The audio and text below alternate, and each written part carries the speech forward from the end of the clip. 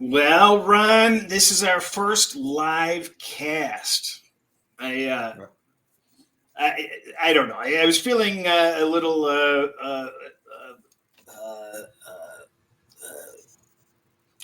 I'd lost my train of thought. I was trying to think of something to say, but I thought I'd try something new. Dang it, and I mucked it all up. But anyway, so this is our first live cast. Uh, Hopefully, we don't embarrass ourselves. We never do anyway. But for people that are unfamiliar with the show, Ron and I talk back and forth. We had done only topic prep. We have not discussed anything.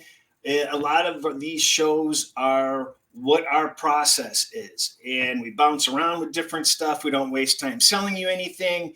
We don't ask you to do anything but listen and enjoy, and we'll go on from there. Ron, you gave me 5 topics you wanted to talk about. First one was welcome back from vacation. I have no idea what that even means. Well, first of all, this is all about brainstorming. It's the kind of stuff that Cris has said many times on the other shows. Is that this is casual conversation. We're just trying to pick each other's brains and find some nuggets, talk strategy. What do we see? What are different views of opinion? And we encourage that from everybody to go out, find somebody to brainstorm or listen to shows like this and get some nuggets and develop your own handicapping system and process. Welcome back from vacation is for you, Cris. You took a vacation last week, the week before, from winning some plays, and now you're back, and everything was fantastic last week. So a little short break from your plays, and now here you are. And a lot of the strategy that you did this past week showed that short-term results are meaningless. It's really about the long-term, the process, everything we've been talking about from March all the way to now. You stuck with your process and it paid off. Yeah, the crappy week 2 weeks ago, and as we discussed last week, I had a lot of success doing exactly what I said I was going to be doing, and that is, uh, straggling parlays or teasers by time and treating the front ends as individual bets into other stuff that was going to happen later, and that worked out beautifully with the because I turned losers into winners because I was supposed to bet Philadelphia. I was supposed to bet Kansas City, which would have been losers on the point spread. We converted those into parlays or teasers, and they ended up winning. So very pleased about that. If you've watched on previous shows, we've discussed that in the past, and we'll discuss it in the future also. Your number 2 was Talking strategy. Talking strategy. It's number 4 on my list, but go ahead. Okay. Well, I put this here because it piggybacks just what I was hoping you would say after I talked about vacation. And that's basically, this is what we talked about on the last show. This is what we've talked about behind the scenes, not necessarily live, is why do we make plays, money line plays and parlays and so on? Why do we use this strategy where we tie an early game to a late game, but it would have been the same play anyway? And so, Cris, I've been doing this longer than you have, which makes me older than you, much older in some respects. Yeah, you still kick my ass in tennis. So if I've been doing this for 40 years or whatever, it still doesn't hurt to learn more things. And basically, I went about looking at your strategy, and I've done this in the past before. I've always tied things to Monday Night Football. I've tied the Thursday night game. We try to tie things with different start times so that we know where we are. But one of my biggest plays, for example, on Saturday was the Cal Bears. They matched up beautifully against Stanford, but it's a rivalry game, and I didn't necessarily want to have my whole bet at -5 or -4.5. So I needed to tie it to a parlay. And so I said, well, okay, I also like the Bengals. With Ted, Cris, you and I, we discussed this on our Friday show because it was one of the Sports USA's games where I was going to have something somehow, somewhere on Cincinnati against Pittsburgh because it matched up a lot. And so what I wanted to do is tie Cincinnati, tie them up to California, tie them up to San Francisco. And like you've done in the past, like you've said, if it loses, you would have lost anyway. We were going to be given those points, and I was given them anyway, and it gave me an extra hedge, and it gave me extra value. In some cases, we're talking plus 166. In some cases, like tied to San Francisco, it was basically an even money bet, minus 104. But you get San Francisco at pick'em instead of San Francisco at 8 at the time and then 10 at closing. So even though the spread didn't come into play in those games, and it did with yours, it's a strategy that really works. And maybe you can expound upon that further now, or what do you want to say about this particular strategy? Well, it's, most of the people that poo-poo parlays and teasers, for the most part, they're right. But, it dawned on me after I'm losing these, a certain category of games that I shouldn't be losing. Who wants to lay, who wanted to lay Philadelphia against Indianapolis last week? I mean, there's an example right there. I mean, a lot of people were on Indianapolis and they just took the points, but my metrics had Philadelphia as the play. But, if it's an early start game and I'm going to be betting later start games, why in the hell am I sitting there laying 7 or 6.5 on the first game? It makes no sense. Example, this week with Dallas and Buffalo. If you like Buffalo, why the hell are you laying 10 points? Why are you laying 9 points with Dallas? Put it into a parlay and put it to work. You have the time period afterward to change the back end. If you lose the front end, you treat the front end as a solo bet. You don't even care about the back ends. You're using the back ends, but you're concerned only with winning that first bet. And if you're using parlays, you're actually saving 10% technically, because you're not paying the extra 10% juice investment, so to speak. So if you win that game, then your back end games have value, added value. And you don't have to bet as much on those back end games. And if the front end loses, as you mentioned, you were going to lose that game anyway. No harm, no foul. You just reset it and you bet that back end in whatever way you want to bet that back end now. So to me, it's an absolute no-brainer, because I feel like I'm putting my money to work and I'm getting extra value in games that I don't want to be laying points in needlessly. And this is not a situation where you're just sitting there and arbitrarily picking heavy favorites and additional games and throwing in this and throwing in that. Every single wager in these teasers and parlays have a specific purpose. They are not just and they are not married together, because I don't recommend parlaying or teasing stagnant games that only have that purpose of marrying those two games. When you have these back ends to work with, then it gives you more power. It's something that is not measurable, so to speak, but works with what you're trying to work, if that makes any sense. Well, I mean, you and I both keep meticulous records. And so I know what conferences I'm strongest in the NCAA. I know I've always been a far better player on underdogs. I'm having a very good year in favorites, and I pick and choose with favorites. I don't like to lay more than 3 points in a game. I don't either.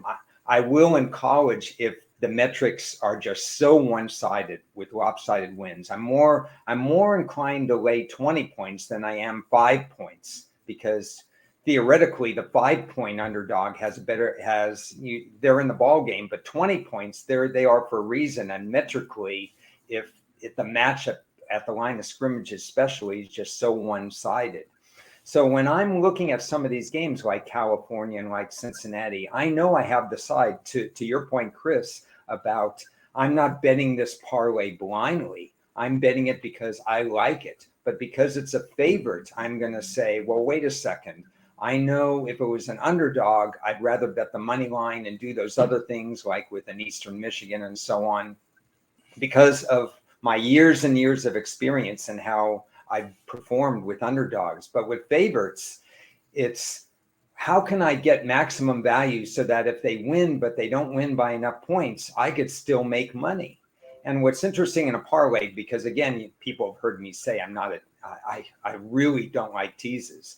With parlays, you actually get plus money at the end of the day. Even if you knock something down from -5 to pick them and you parlay it with another team you have, like with the Cincinnati Bengals and the California Bears was playing plus money on a parlay on 2 games I already liked. So when you say you're saving the 10% juice, if you win that parlay, you're actually making more money sometimes than if you bet them both straight. So it's a very interesting dynamic. But once again, I would say know your own strengths and weaknesses, and also know that these are plays you would have made and you're not making them just because it's a parlay and you're trying to find another team to put it in. That's not the right approach. No, and you just have to have rhyme and reason. You still have to follow, most of the protocols. And I've been doing this type of stuff for a while, and I've found great success on it. And like I've said, people that poo-poo parlays and teasers are mostly right.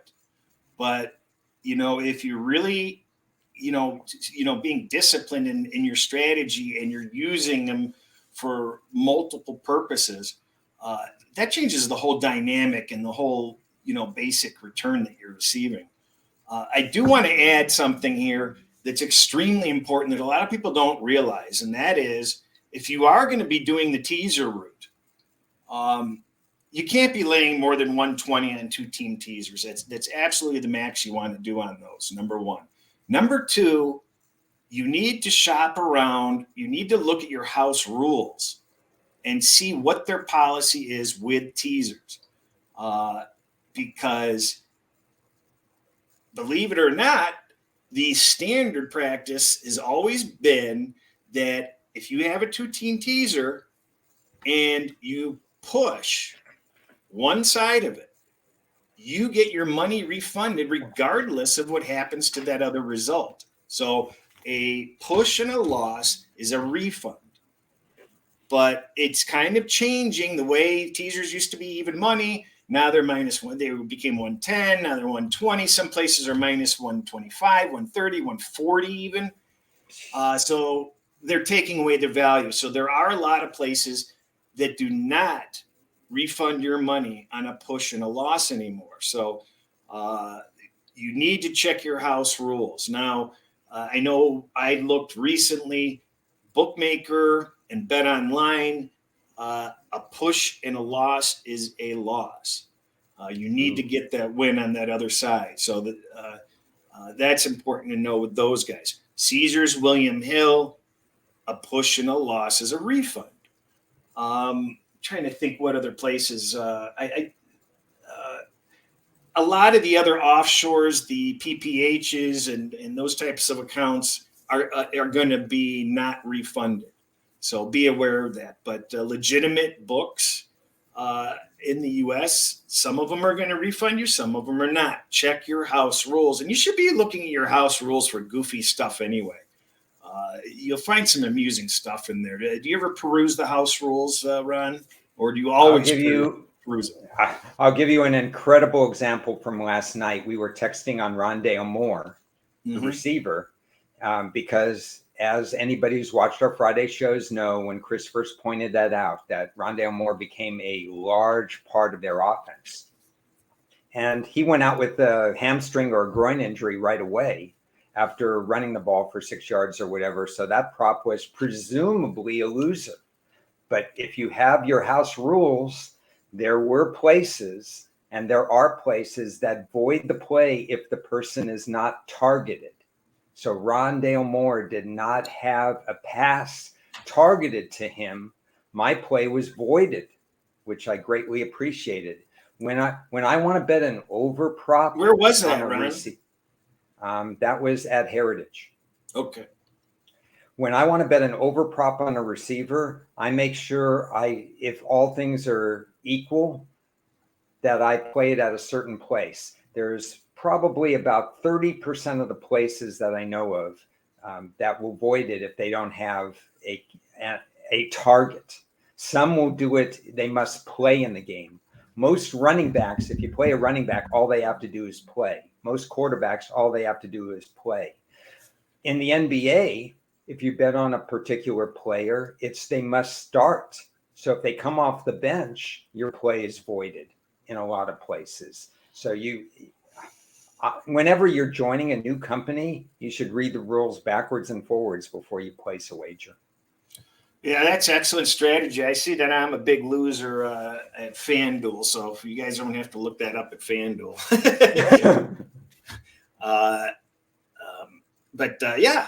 When we chit chat every week, we're always learning something from each other, and that's the point of having these discussions. We're trying to add something of value every week. We're done with the talking strategy for now. Let's move on to your cutting corners. What does cutting corners mean? Well, I just kind of want to make a general statement now that it's almost Thanksgiving and we're going somewhere for Thanksgiving, or we're entertaining people. We're buying turkeys. We're shopping. We're fixing the house. Everybody but Cris. Some of us are. So, and then these games, there's so many on Friday, and there's a lot of stuff to get ready for. And I do everything by hand. So, and I do it because I'm learning as I'm writing, I'm thinking, and it's a very good process for me. So when I'm looking at my running data and I'm making sure that I'm not including somebody who lost 20 yards because of a bad snap, so I don't include that in my rushing data and so on, I'm manually doing this. And I have all these team sheets in college, 99 of them this year. And I'm not going to have 99 next year. I have to downsize because it's too much work. So I put up cutting corners kind of as a tease, because that's the dilemma this week. Do I get ready for all the games? I won't be ready. I'm not ready for any of the Saturday action, for example, right now in college football. So do I go a little bit faster to make sure I'm ready? Or do I just not do that? Or do I take a little bit longer? Am I ready on Thursday morning for Saturday? Or am I ready on Friday? My advice, and this is something that Paul Stone brought up when we talked with him in the summer series. This is something that Scott Kellen, when we talked about our processes, what we do in July and August, we said for novice players, start off with just one conference and do just that one conference, or start off with one division or one, even a team that you like, get your feet wet, try to set some power ratings. So my advice, is always never to cut corners. If you're going into this week overwhelmed, just cut out half the slate. You don't have to force a bet. Just go ahead and do what you can handle, but don't do it any quicker or faster. Don't say, I'll cut out this step. At least that's my recommendation. I personally am not going to cut out any steps this week. If it takes me longer, or if I don't get to a game, that's tough. I'm just not going to get to the game. I'm going to stick with my process. I'm going to do stuff that's been right for me for years and years and years. So if you're feeling overwhelmed, cut it back, or start earlier. Do some of the work in July and August. Don't artificially try to make plays because the game's on TV and it's on Thanksgiving, and what else are you going to do? Or now that there's Friday football. So Cris, I guess you're not overwhelmed because you're not carving a turkey or having 15 guests over, but what do you think about that? Well, I don't think you can relate to this, Ron, just because I know your personality, but there's a lot of people out there, myself included, that have some sort of kind of betting habits or obsessions or obligations or perceptions in their brain that they have to do more than they really have to do. And, sometimes people feel like they have to do it all. And what you're saying, and I agree 100% with, is just make sure whatever you're doing it right. Because if you're not doing what you're doing right and you're trying to speed through this stuff, then it's kind of like spoiling the whole thing. It's like somebody peeing in your pool. If you half-ass part of it, then the whole thing's kind of spoiled. It's much better to just not get to the back end of the slate or skip a sport or something and just do whatever you're going to do. Relax, not under pressure. I've been painfully guilty of pressuring myself to try to complete more than what a normal human being should be doing efficiently. And I have slowed myself down to my benefit to make sure that I'm doing things better. And if I miss stuff, I miss stuff. There's a lot of extra variables this week, for example. Similar to the last couple of weeks of the NFL and college, you got some teams that are trying to get into the playoff mix, some teams that are trying to get into their conference title games, some teams that are trying to get bowl eligible. So it puts an extra layer on assessing motivation and then, but also balancing that with if they're 5-6 and they're trying to get that 6th win, well, they've already lost 6 times. So you know that they're not that good to begin with. They've already lost 6 times. So sometimes you can get line value on a team that you think has more motivation, but they're not really that good. And then you're balancing out. For me, we've talked about this as well. We've got our season win tickets. I have 42 or 43 of them in the NCAA.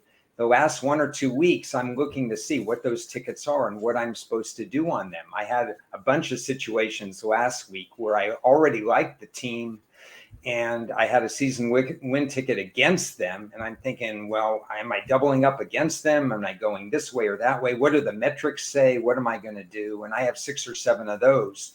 So I even have extra things on my plate. So again, the recommendation is, instead of cutting corners, just cut games out. Take the 50-game college slate and narrow it down to 15. If you can't get ready for Thanksgiving, then just watch the games on Thanksgiving. Do what you need to do without cheating yourself on.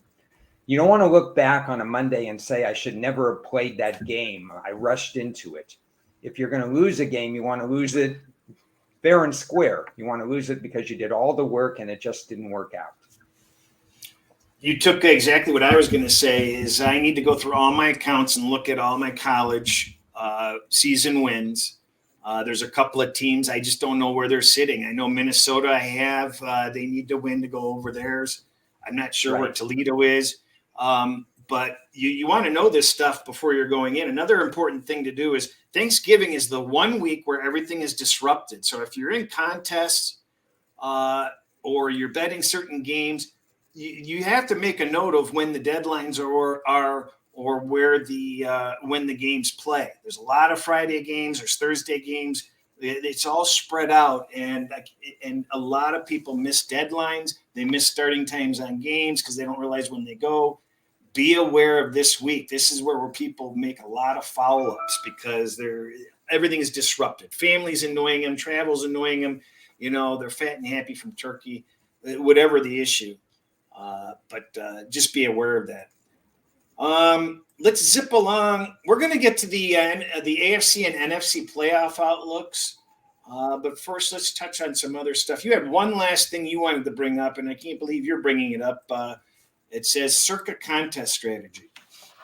Well, at the end of last show, I thought, well, it's time for Cris to impart his wisdom on the masses, because you've had a lot of contest success, historic contest success. And even though I don't think you're in the Circa contest this year, Circa throws a wrinkle to everybody because they make you play twice this week. They make you play the Thanksgiving games and they make you play the Sunday games. So this strategy, I know, goes way back because you have to leave these teams open. You have to be aware of what 6 teams are playing on Thanksgiving because you don't want to be left. And Christmas too, that's right. Mm-hmm. And 3 of those games too. So it's incredibly challenging in order to plan that far in advance and to leave a team.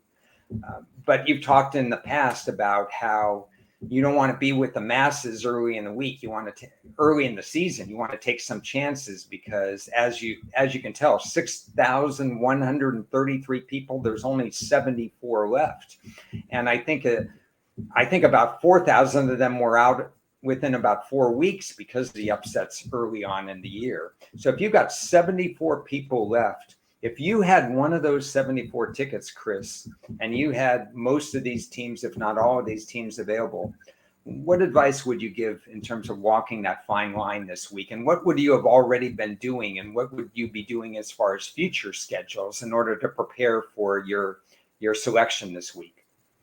Well, what I would have done is exactly what people need to do now. And you have to preserve teams for Christmas week. And I don't have that schedule handy of who plays, but you have to, you have to take that in mind, that you need to have, a couple of viable teams left for Christmas. So that's the number one concern. You cannot eliminate your options. You have to keep as many of those options, of the 6 options available to you as possible. And you have to consider things could change, where severe injury could happen. So you're not necessarily ruling out a team that doesn't look favorable a few weeks ahead, because that team may end up looking better or worse. But that's the only thing you can do. I mean, I don't care for the Survivor formats, because I prefer something that's point spread related, because you can play perfectly in Survivor, and your 17-point favorite's going to lose. I mean, that's why 4,000 people were out in 3 weeks. So that kind of takes it out of, it takes the fun out of it for me. It takes the challenge out of it, because all 32 teams aren't in play every week. With a point spread Survivor, all 32 teams are in play every week. And you know that there's a reasonable variance on each team being able to advance you. And you lose approximately 50% of the people every week. So it's in that way, it's kind of predictable. And it just seems more, it seems fair. If you play perfectly and you get to this week and Buffalo's minus 45 and they lose outright, well, that's just luck. I mean, your handicap isn't coming into play. Where's the skill involved? And I mean, it's easy to save all the big favorites, and then you're just at the victim of luck. Do you have the big favorite that week when it goes down or not?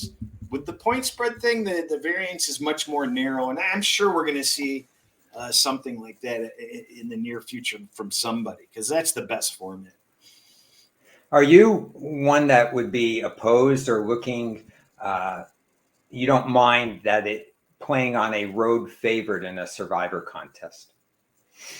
A lot of people swear that they won't.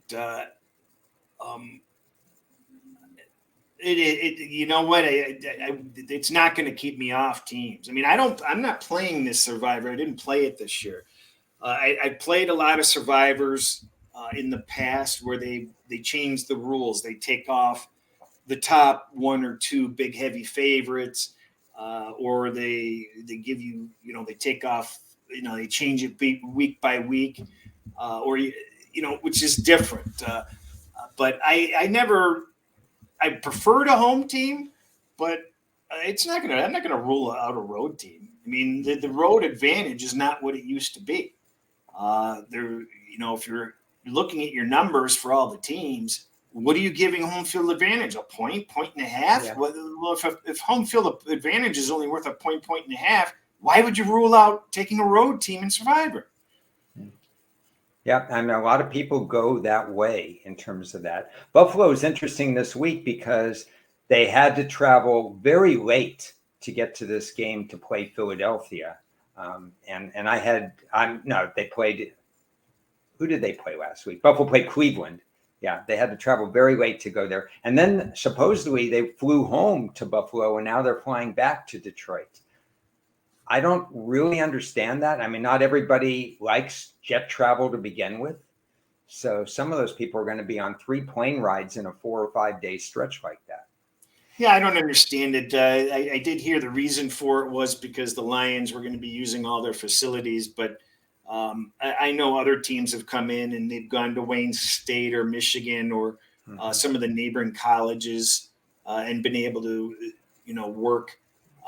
Maybe they wanted the the teams to get back to their families. But, they should do the family stuff on Friday and Saturday anyway. But I don't know the rhyme or reason on it. If it were me, I would have wanted to just stay there. It's just so disruptive to travel back and forth and pack up all your stuff. But it is what it is. Another question for you on Survivor related. Dallas and Minnesota. So Dallas last week destroyed Minnesota 40-3. So they're the hot team now. The Giants cooled off. Their metrics didn't suggest. We talked about this. Remember, we talked about this last week where we had the Giants. I had them 22nd. I don't even know if you had them 22nd. So the Giants, we thought were pretenders. And now they're playing each other. Dallas off a high, New York Giants off a low. And you got the same situation in Minnesota. Minnesota off a complete low. They were exposed. And then New England, with that survival win, with the punt return, a strategic meltdown to even kick the ball that way with 20 some seconds to go, big divisional win. So you have two games where the teams just trended in completely opposite directions. So where do you go with those if you're picking Survivor? Do you care about that? That the public cares about that. Well, that's why I'm running I'll fast forward to one of my topics, which is just making some general comments that relate to this. And that is, I keep a trailing 5-week data. And I think it's important to see what's been going on recently because, the full season trends matter to me. When people say they're going to exclude the Raiders because of the week that they had the flu, well, we've seen since then that was a dumb move. You don't sit there and pull games out because the Raiders played no differently since then. Basically, it is what it is, and every team is going to have a horrible game where they just don't show up. And Minnesota just had one of those games. So every team has these games. The Lions have had a couple of those.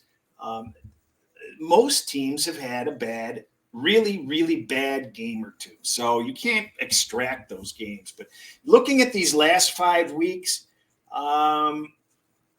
let's play a little bit of game.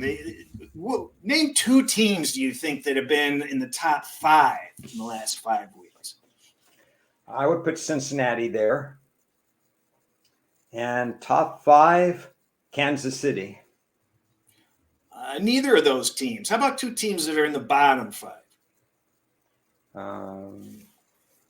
The last 5 weeks, I suppose you're not counting Houston because they're not in the league. But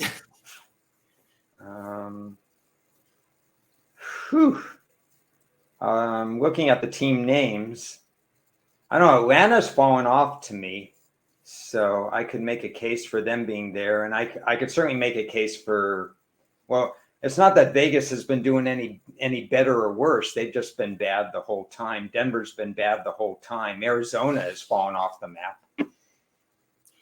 So, the only reason I asked you those questions ahead of time, I don't think anybody generally would fare very well with that question, frankly.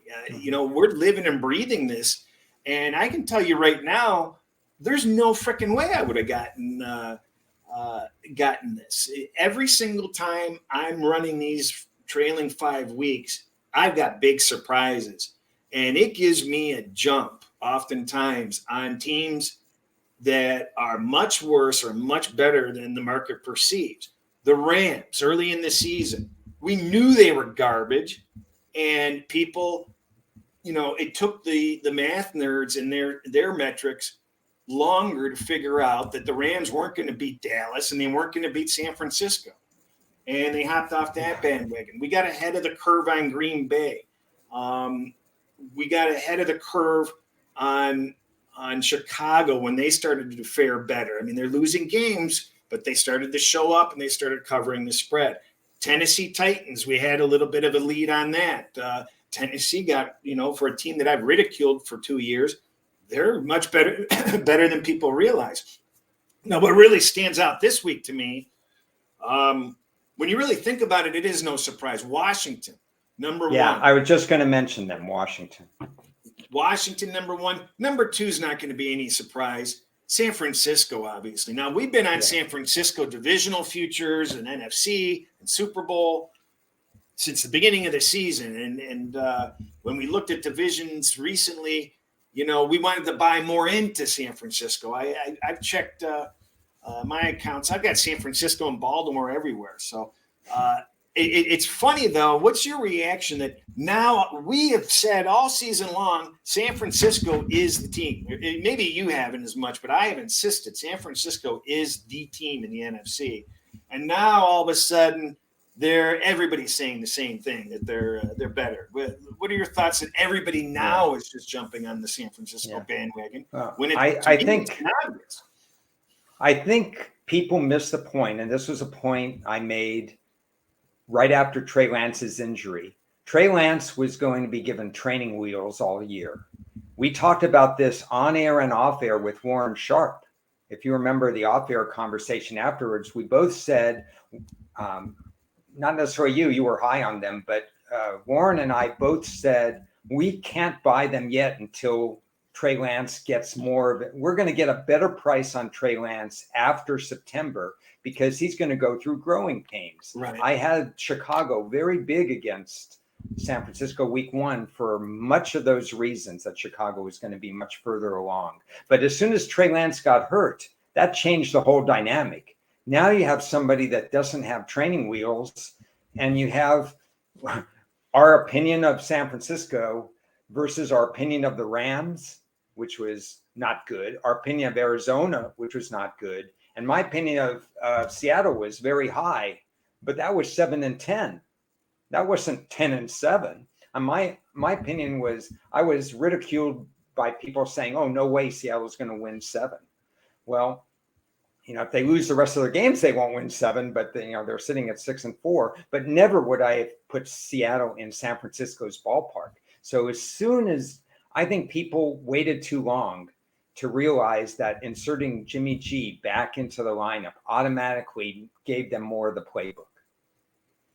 The Colin Cowherd on his show basically assessed that at least 14 teams in the NFL would be better off than their current quarterback situation if they had Garoppolo. And I couldn't agree more. I mean, I couldn't believe they were even thinking about getting rid of Garoppolo. It just seemed like smoke and mirrors to me. It would have been so stupid. But Garoppolo is going to have some good value next year on the open market. He's clearly the answer for San Francisco. I'm looking forward to see what they can do for the rest of the season. Getting back to the rankings, you touched on Arizona, but there are two big teams in the bottom 5. Huge teams. Minnesota is last, number 32. And the big surprise here, and this is 5 weeks of play, Buffalo, number 27 over the last 5 weeks. So you gotta kind of pay attention to these teams. You can't believe your lying eyes. That's why it's important to have some sort of metrics to refer to, and to see things that are happening that you're not seeing. So I don't think very many people would say Buffalo is a bottom 5 team for the last 5 weeks. Would you? No, not at all. And one thing that's happened to them is their pass rush has slowed down a little. That's contributed. Their pass defense, they're allowing quarterbacks to be more accurate than they should. So that's hurting them. Possibly Josh Allen's health is hurting them a little bit. And the other thing is teams that live and die on the pass, Buffalo doesn't commit to its run, are more subject to bad game. If you have a bad running day, how can I phrase this? Teams that pass a lot, if your quarterback's just not feeling it, they can't rely on the run to bail them out. But if your team is run-centric, you get a more predictable performance week to week. And for Buffalo, who's pass-centric, if Josh Allen is off, it's not going to work. Let's segue into the Buffalo Detroit game. You have any thoughts on this game? Talking about overwhelmed, I haven't formed any initial thoughts on about 12 of the games. So my initial thought on this game is that we're going to see some high scoring antics in this game. The reason being is there's not enough time to put together a game plan, especially for Buffalo. I guess they can talk about it on every plane ride they're on, but they're not going to have many walkthroughs. They're not going to be on a football field very much during these next 3 days until they get back to Detroit and then play the actual game. Buffalo's defense, as we just talked about, isn't performing at all cylinders. Detroit's offensive line is limiting sacks.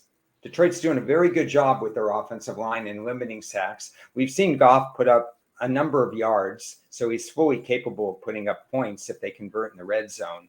My initial reaction is that these teams are not going to game plan for each other and that we're going to see some points in the dome.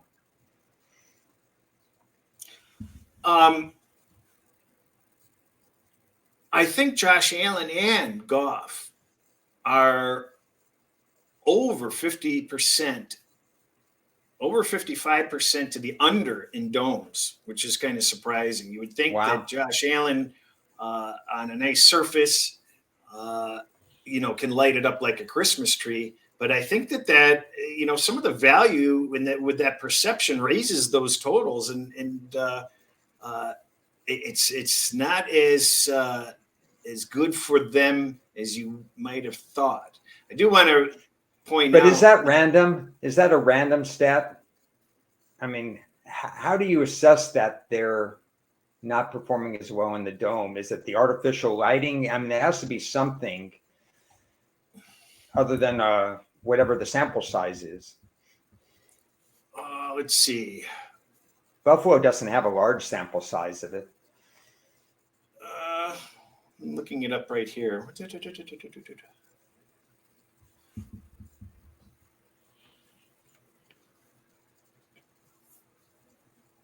Yeah, he is. Boy, he's got a lot of unders in his career. It's surprising. I'm not going to share all this data, but just be aware that it's kind of surprising. I do want to mention that Detroit's number 5 in the league over the last 5 weeks. They've got the longest winning streak in the NFC. They've been playing well since they dumped their defensive coordinator. They started to get a little healthier. Unfortunately, they lost Akuda for the game in concussion protocol. So he's not going to be available, which should help Buffalo's passing game a little bit. My initial reaction is, as a Lions fan, I don't know. It just seems like one of those games they just get annihilated. It just seems that Buffalo will be able to score at will. And you would think that Detroit's going to be able to score on Buffalo's, defense. They've got some holes and some injuries, especially if Buffalo builds up a big lead and Detroit gets those garbage time stats again. So my instincts are that the over is really good, but I'm not so sure. Okay. I certainly wouldn't. As far as the game goes, I wouldn't be laying 10 on it. I think Buffalo will cover. I really do. Even though Buffalo's had a bad 5 weeks and Detroit's got a great 5 weeks, boy, it just seems like one of those these games that really gets out of hand for the Lions. But I do like Buffalo, using them in some sort of a money line situation, potentially. I got a philosophical question for you then, because I understand trying to do alternative things if you like Buffalo. I wouldn't be crazy about laying in the NFL this many points against an opponent that has a good offense, a good point offense. You've got Detroit scoring a lot of points per game. And so there's always a backdoor cover. If you're playing against a Chicago or a Denver or or Houston or somebody who just can't put points up on the board, that's a different story. But Detroit has a history of putting up fourth quarter points. So I wouldn't put it, I just don't like laying points against this many points against teams that can score. Well, but they've gone a couple of games without second half touchdowns recently, believe it or not. Because they had leads. No, well, Detroit, but no, even when they were, well, yeah, but I think it was in both circumstances. Detroit's a top 10 offense again. They did go back in the doldrums for a while, and even though they have done very well defensively, they're still very bad at defense. They're third worst, even with this great recent defensive play. On to the next game, though. Dallas Giants. Any thoughts on that? No. The question I have is, has the bubble burst for the New York Giants? It's a divisional rivalry. The coaching is much better with New York, the Giants. So you think they can stay in the game. But I said this earlier today. This may be the most important game Daniel Jones plays, because if he's exposed a second straight week, they have a decision to make at the end of the year on Daniel Jones. For the Giants, whatever success they have this year, whether they make the playoffs or they don't make the playoffs, this is really about building for the future. I don't think we're printing up Super Bowl tickets for the New York Giants this year. They need to know exactly what Daniel Jones is all about. So why not this game where the Cowboys have 42 defensive sacks? They're on a record-breaking pace, more or less, against the New York Giant offensive line that's not very good. Everybody knows what's coming. So the question is, how does Daniel Jones and what kind of play calling are they going to have for Daniel Jones, whose internal clock has never been that good? Well, I think they absolutely, you know what, you thought that there might have been as many as 7 quarterbacks ready for the draft, for this upcoming draft. And from what I've been able to gather, there may only be 1 or 2. It's gotten that week with a decent quarterbacks are going to be ready for this draft. They've self-screened themselves. It's much worse than what it was. At the beginning of the year, I thought there'd be 7 to 10 that are possibly top 3 rounds, not necessarily first round. I think we're looking at 4, and that's about it. This is the first 3 rounds? Yeah. Well, put it this way. About 10 will be drafted in the first 3 rounds. Whether or not they get first 3 round grades from me is another story. But we really only have 1 good quarterback at this point, right? And you could say that Alabama's and Ohio State's quarterback both deserve to be there, and Tennessee's but he had a brutal injury last week. Yeah. But the Alabama guy, he's too small, isn't he? Yeah, well, we're going to have to see it depends on what system he goes into. Although the Kyler Murray height experiment may have run its course right now, because nothing's going right. We all saw this. Arizona refused to tackle last night. So that's an organization going south.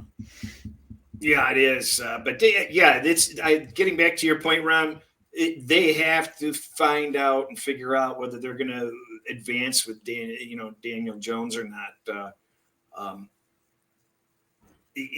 But I think there's a lot of optimism with the Giants. I just think that the record was completely out of line for their talent.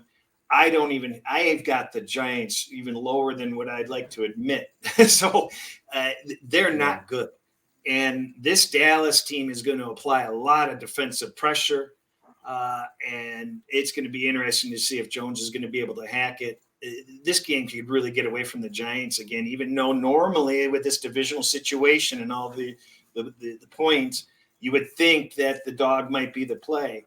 But I don't have the numbers, but I believe the last 25 or 26 Thanksgiving games are 25-1 to the favorite. I thought I saw something like that. Have you seen that? In general or not, or Dallas? Just the Thanksgiving games, the favorites are covering every game. We've seen a lot of bad games the last few years. So bad games usually mean that one team piled up on another. So it's probably the favorite. I haven't done a deep dive that way. So the total I have no interest in, but I've used Dallas in a few situations, not with the spread so far. What about you? You're not going to get involved in this game, are you? I probably wouldn't get involved. The only way I would get more so Dallas than Buffalo for the very reasons that I touched upon. The New York Giants are probably not going to put up a ton of points in this game. They hope that this is a 2016, 17, 16 type game where they have the ball in the fourth quarter with a chance to win.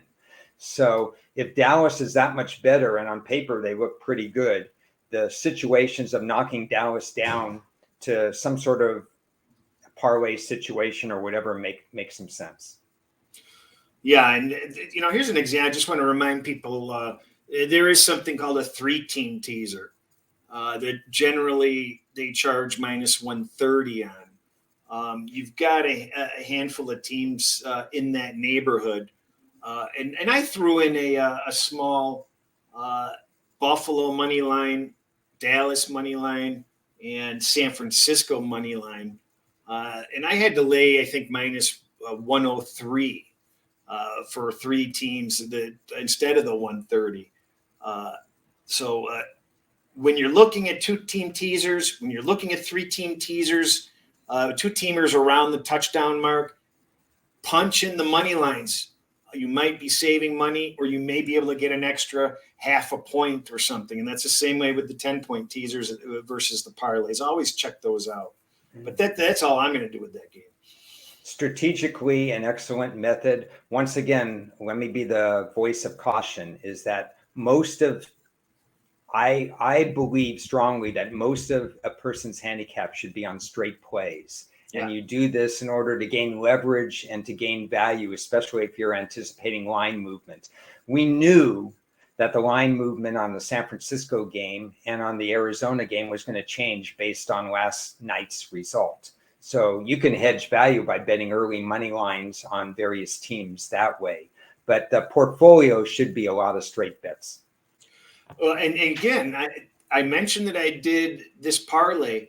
I like those teams. My metrics have those teams as a straight play.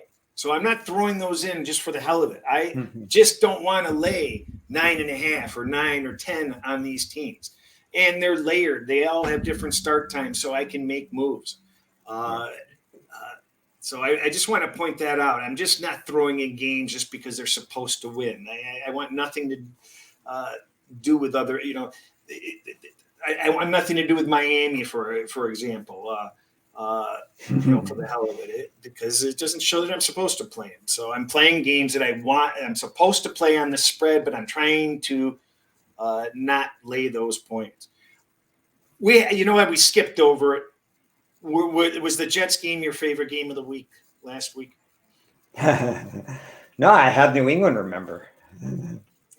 But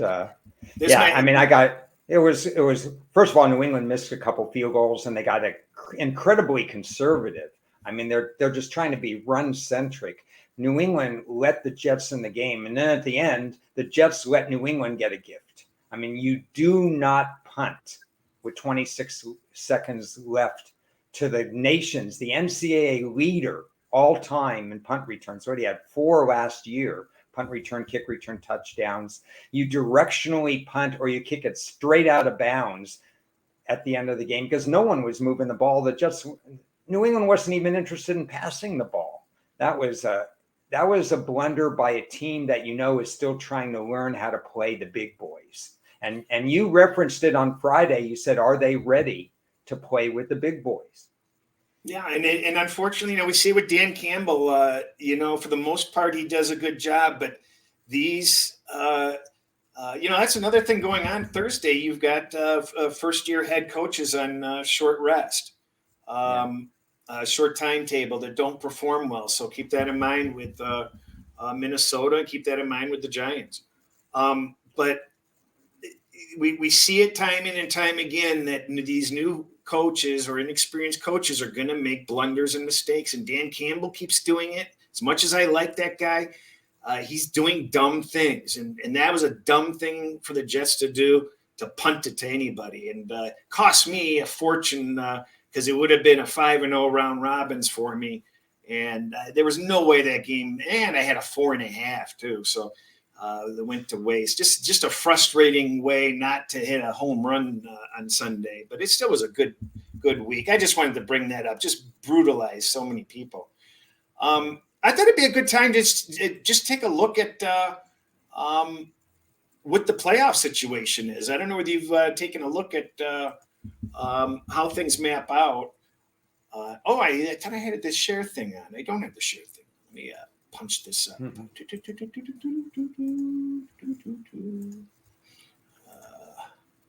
There we go. So we got the AFC. Can you see that well? Yeah, it's a beautiful screen. Boy, I ripped this off the internet, and I hate the fact that I haven't credited the person that had this. So my apologies. But I love this chart. This is just beautiful. So you got Buffalo in the 5-hole right now. And you get this nice schedule here and how it maps out. Is there anything that kind of sticks out to you at this point? What I'm surprised at is we've got Miami in the 2-hole there. Yeah, and that's going to be hard to sustain because of the division is so tough. They have to go at Buffalo, at New England. Green Bay suddenly becomes a softer game, but they also go at San Francisco. So those are 3 games that are potential dangerous. 3 in a row. Cold weather in New England, most likely. They get San Francisco, the Chargers, and Buffalo, and New England on the road 4 out of 5 weeks, and their break is Green Bay. But they should be Green Bay. So they've got some tough situation there. Kansas City doesn't have an easy road. No, but Kansas City got a real break. The Chargers play them tooth and nail, 2 3-point losses, but in reality now they're 3 games behind in the standings because of the tiebreaker. So the Chargers are good enough to be a playoff team this year. The question is, will they make one critical mistake that knocks? Who's going to be knocked out of the top 7? Because I think Cincinnati will remain above that line. Well, the bonehead thing I did was I took a little bit of Chargers division at a really nice price before they played Kansas City. And when you really look at the way these schedule, the Chargers have to gain 3 games, don't they? Yeah. So the better play now would be to make the playoffs, yes or no, and seeing if you can get some plus money on that. That's what I did with the Cincinnati Bengals earlier on because I knew that there was a possibility that they're just good. They were just a victim of schedule variance, first place schedule, and a lot of primetime games, but they got flexed out of that primetime game, which is another major factor in not having to play Pittsburgh at night last week. With all the metrics siding with Cincinnati anyway. So the stars are aligned for Cincinnati to stay there because Joe Burrow is that good. Well, the Chargers' schedule is not that difficult. They should be in a position to be gaining games. Looking at these Jets,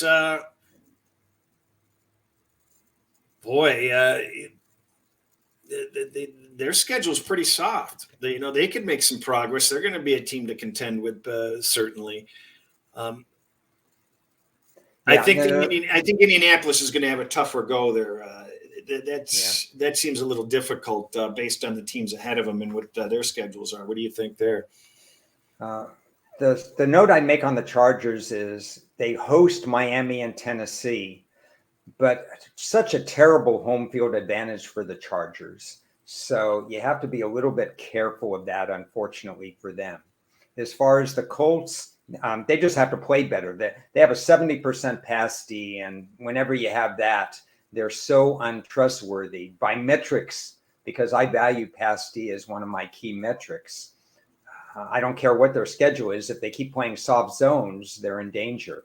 And the Jets, I'm disappointed in the coaching staff not giving a vote of confidence to their number 2 overall draft pick, Zach Wilson. You have to rally behind them.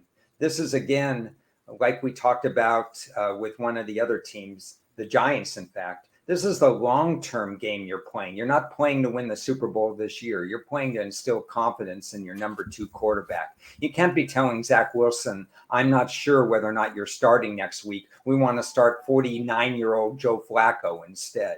We know Joe Flacco may give them a better chance to win this week, but we know Joe Flacco is not in the long-term plan. I think the Jets should have rallied behind Zach Wilson. That's just a personal statement. Yeah, but he made the bonehead comment that's gotten a lot of grief, after the game, and they've compared the comments where you've got Fields that's sitting there apologizing and breaking bread with his teammates, and Wilson isolated himself. No, it's true, and Zach Wilson wasn't a world beater at BYU. He just had a cushy schedule during COVID when they had to cancel all the games against Power 5 conferences, and he looked really good. I know Zach Wilson has the arm, and he makes a nice deep throw, but the question is, how is his decision making going to be when he can't get a safety to bite? And that worries me. He needs a lot of work still, and the way you get the work is to keep playing. I don't envy their situation with the quarterbacks there. I agree with what you said. I don't know. I at this point, I feel like I at some point they're going to have to consider putting Flacco in there because their defense is so good. They've got a chance to do some damage. It's going to be interesting to see what they do there. I just noticed something about my season. The number 1 team in the defense changed. Oh. Who's your number 1 team defensively this year? Well, I'm not sure I'd break it out perfectly that way. I mean, the Jets are there. They have a lot of sacks. They have a great pass deep percentage. Who's the other one? The Jets and Giants are both decent in that category. Do I have Giants. in the pass deep percentage? The Giants are very good. But overall defense, it sucks. No. I'm trying to see who else has a pass defense that would vault them in there. Cincinnati. New England. New England would probably be my number 1. Yeah, New England's moved into the number 1 spot on defense. A fundamentally sound team with a large number of sacks, the number 1 pass deep percentage, average against the run. And it made me think also when you're evaluating how well these teams are playing, you kind of look at this mediocre New England offense, but they played the Jets twice in the last few weeks, which is the Jets are the number 5 defense. They were number 2 going into last week. They've fallen to the number 4 defense. So I forget who else New England's played, but you have to, when you've got these teams playing these cluster games of high octane offenses or drop dead defenses, you've got to take that into account. That all of a sudden a team can kind of break out a little bit, and you've got a situation where New England goes into Minnesota this week, and that's going to be a little bit of a relief on the New England offense. And there's certainly other situations that are kind of you can look at the same way. Yeah, I would agree with that. Nothing more to add. If you're going to unleash Mac Jones, this is the time to do it against a softer pass D. I'm curious whether Belichick will vary his game plan and give him a little bit of a looser rein. Well, boy, what a disaster for them because Cousins can't handle the pressure. He's one of the worst core. I like Cousins. We've spoken very highly of him, but where he is very weak, and it's measurable, is when he's under pressure. And he had it from Dallas last week, and now you got the number 1 team coming in on defense that's going to apply a lot of pressure on Cousins. So it's going to be interesting. What I don't like about this is if the season ended, the Ravens would be playing the Buffalo Bills in round 1. That'd be a tough round 1 matchup. Wow. Yeah, going into the season, those were my 2 teams that would fare off in the AFC Championship game. So if they face each other now, that would one team would be gone right away. Well, I'm not a believer that Miami's going to win that division. So that's going to kind of, jockey around. We've got the NFC. Let's take a look at the NFC. Where is it? There we go. It's funny. San Francisco is 6-4, but they caught everybody in power ranking in that division. So, and Tampa is 5-5, and their schedule down the stretch is not all that tough. We think, or at least I think, that they're going to waltz away with the division. Now that I have some tickets on them to win the division, I certainly hope so. But those Eagles have three road games in a row, sandwiched with 2 home games on bookends. That's interesting. But we discussed it last week, and I still like my bet. I played a little Dallas Cowboys plus 350 to win that division. I think Dallas is the better team. I think the wheels are coming off the bus a little bit on the Eagles. I think the Eagles are still a good team, but they're not as solid as they kind of portrayed on their winning streak. This bye hurt them somehow, broke their stride, and they have some problems.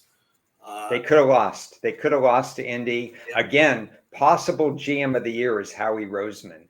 I don't think he'll get enough credit for how he built the secondary in the offseason. And then he gets them done. They got gashed. Remember, they barely had the ball against Washington. Washington just said, you can't stop us on the run game. Nobody else tries, but you can't stop us. So what do? They get Ndamukong Suh and Joseph.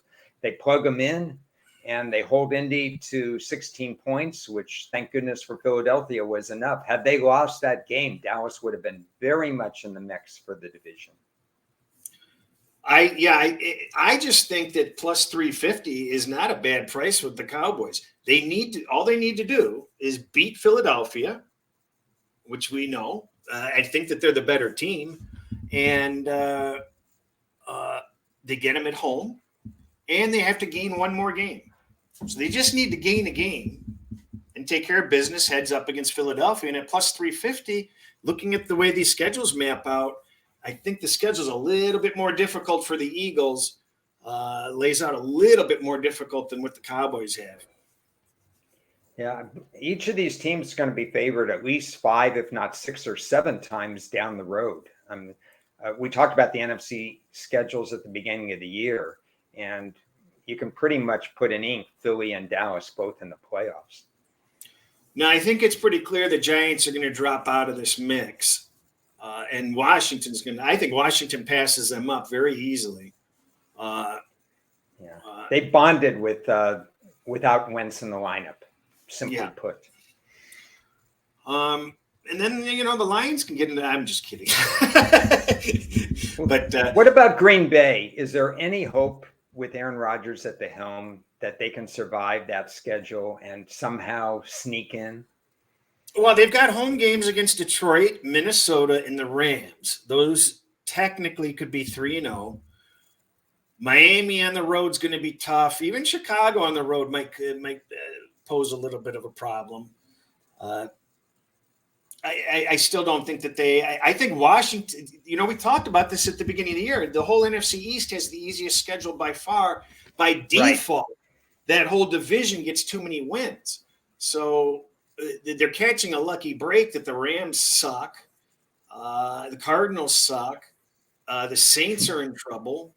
But I think when you look at the way the playoff teams are at this very moment in time, I see the Giants leaving. I see Washington entering, and Seattle's interesting. Seattle's interesting. Seattle's interesting. I don't think the Atlanta, that schedule's a little difficult. I don't think Atlanta can get there. Seattle would have to have a complete breakdown, and the Packers or the Saints have to go on a heater. Yeah, I think Washington, I think you're making a good point and a good case for Washington overtaking either the Giants or Seattle. Yeah, do we have where do you find your playoff odds? What do you think the line is on Washington to make the playoffs? If I had to make it, I would make it slight minus that you'd have to weigh like 125, and I haven't looked, so that's a complete guess. Yeah, I was. I kind of like. I think they look very solid to make the playoffs. Yeah. I think based on what odds you might be able to find, if it's in that minus 125 range, I'd be interested. Yeah. Um, Homework assignment. Well, enough of that stuff. So Let's- kind of let interesting. Let me give you one more thing before unless you have another topic. Sam Darnold has been announced as a starter. Any thoughts? Yeah, I think that's a good move. Baker's he's lost. I mean, he's.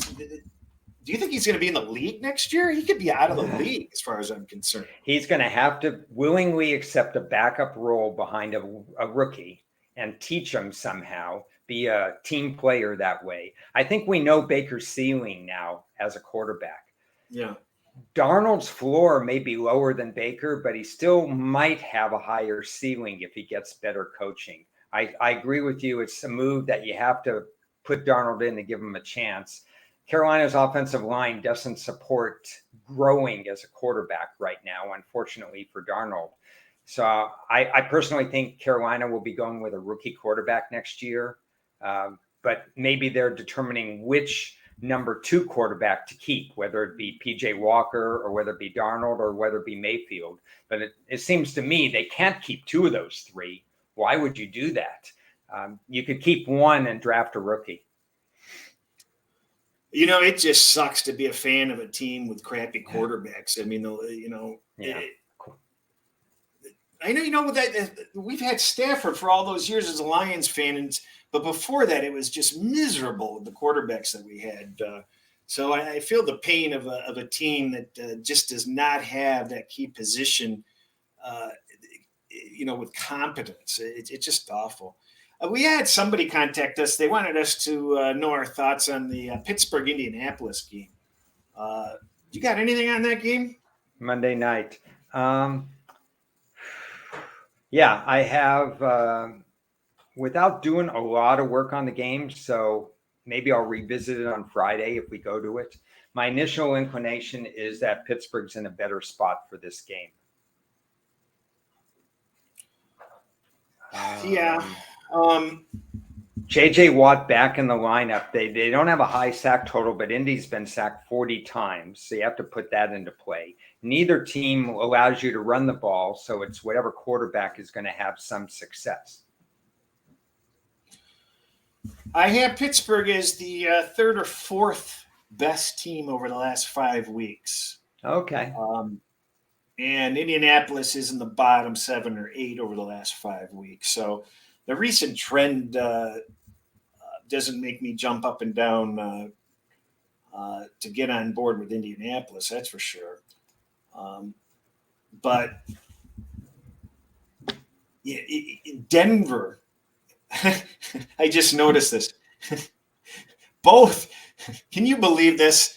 Denver has a better offense than both of these teams. I've got Indianapolis 32. I have Pittsburgh 31. That's pretty darn bad.